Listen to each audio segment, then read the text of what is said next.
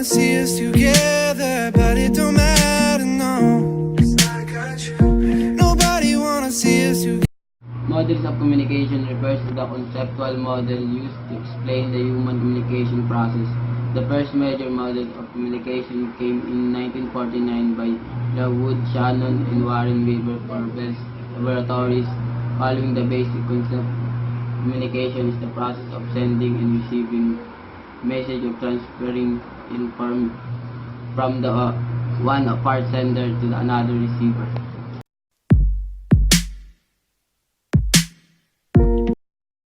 Linear model. It is a one-way model to communicate with others. It consists of the sender encoding a message and channeling it to the receiver in the presence of noise. Drawbacks. The linear model assumes that there is a clear-cut beginning and end to communication.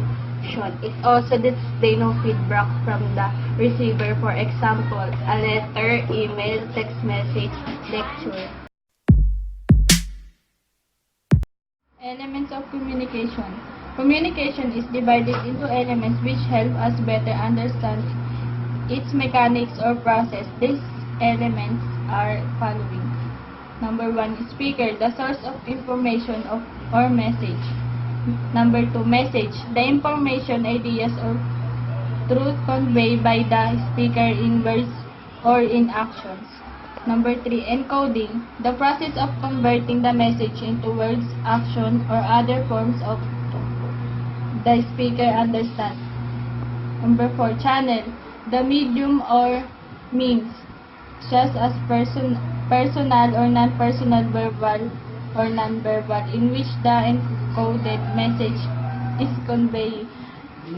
Number 5, decoding, the process of interpreting the encoded message of the speaker by the receiver. Number 6, receiver, someone who decodes the message. Feedback, the reaction, response, or information provided by the receiver. Context, the environment where communication that takes place. Barriers, the factor that affects the flow of communication. Active model. It is two linear models stacked on top of each other. The sender channels a message to the receiver, and the receiver then becomes the sender and the channel a message to the original sender. This model has added feedback. It indicates the communication is not on one way but a two-way process. Transactional model. It assumes that people are connected through communication. They engage in transportation firstly and recognize that each of the has a sender receiver, not merely sender or receiver. Secondly, it recognizes that communication affects all parties involved.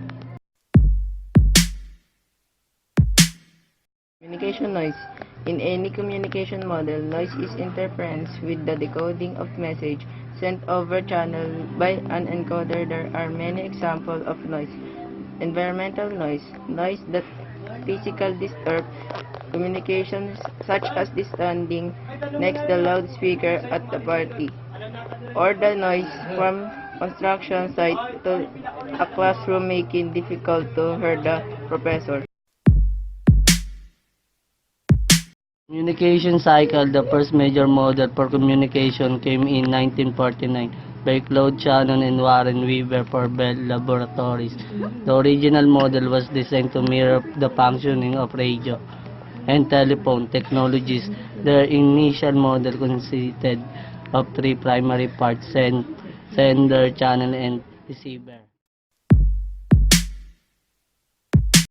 Shannon-Weaver model. Elwood, Shannon, and Warren Weaver were engineers who worked for Bell Telephone Labs. In the United States, their goal was to ensure that telephone cables and radio waves work at maximum efficiency.